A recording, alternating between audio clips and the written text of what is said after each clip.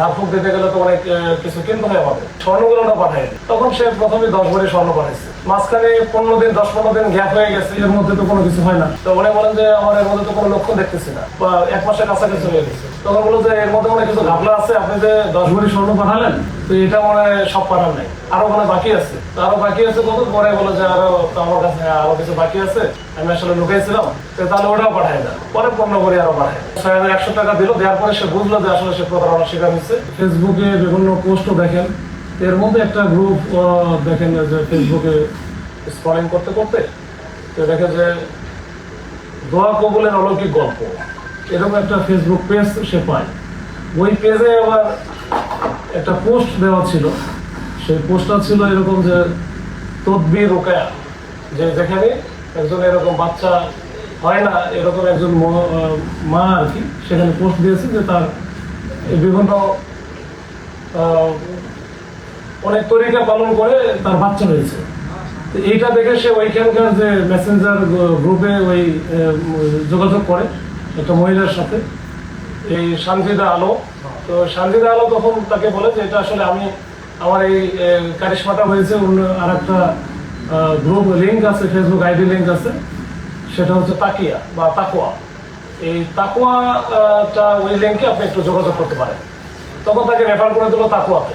এটা কিন্তু জানুয়ারি মাসের ঘটনা, 15 তারিখ বা 15 তারিখের ঘটনা।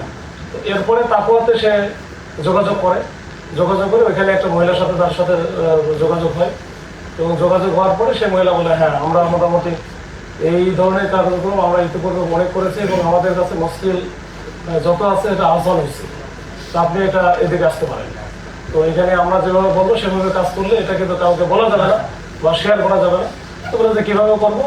তো বললো যে আপনার ব্যবহার্য যে সামগ্রীগুলো আছে, জিনিসপত্র আছে, মনে করেন আপনি তেল ব্যবহার করেন বা সাবান ব্যবহার করেন, বা আপনার হচ্ছে যে পরনের কাপড় চোপড়, এগুলো হচ্ছে আমাদের কাছে পাঠাইতে হবে। পাঠাইলে আমরা এটা ঝাড়ফুঁক দিয়ে দিলে ওটাই যদি আপনি পরিধান করেন, সেক্ষেত্রে আপনার কিন্তু এটা আমার যেটা হয়েছে এটা আপনারও হবে, বা আমি এরকম ঘটনা হয়েছে।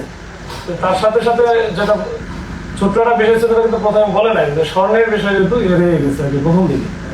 তো ওই সময় বলছে যে পাঠানোর আগে আপনি একটা কাজ করেন, 6100 টাকা পাঠায়, এখানে অনেক কিছু লাগবে, ঝাড়ফুঁক দিতে গেলে তো অনেক কিছু কিনতে হয় আমাদের।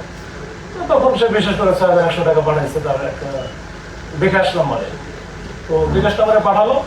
এরপরে আবার তার সাথে পরে আবার যোগাযোগ করে বলো যে ব্যবহৃত সামগ্রীর মধ্যে তো স্বর্ণ আছে আপনার, তো স্বর্ণ তো থাকার কথা আপনার কাছে, তাহলে স্বর্ণগুলো পাঠাই দেয়। তখন সে প্রথমে 10 ভরি স্বর্ণ পাঠাইছে। মাঝখানে 15 দিন 10-15 দিন গ্যাপ হয়ে গেছে, এর মধ্যে তো কোনো কিছু হয় না। এখন এই মহিলা যে যিনি ভিকটিম আফরোজা হোসেন, তো উনি বলেন যে আমার এর মধ্যে তো কোনো লক্ষণ দেখতেছি না, বা 1 মাসের কাছাকাছি হয়ে গেছে।